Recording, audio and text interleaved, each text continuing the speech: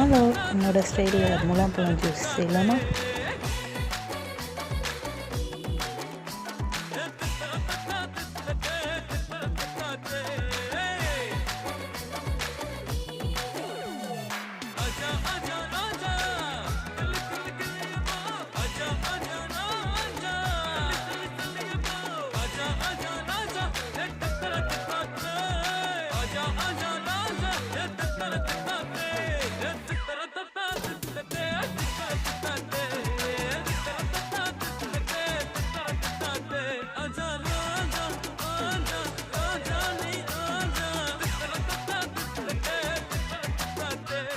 இந்த பழத்துக்கு இன்னொரு பேர் கூட இருக்குது, கிர்னி பழம் நாங்கள் சொல்லுவோம். உங்கள் ஊரில் எப்படி சொல்லுவாங்கன்னு கமெண்ட்டில் சொல்லுங்கள். அப்படியே ஒரு லைக்கும் சப்ஸ்கிரைபும் போட்டு விட்டு போங்க.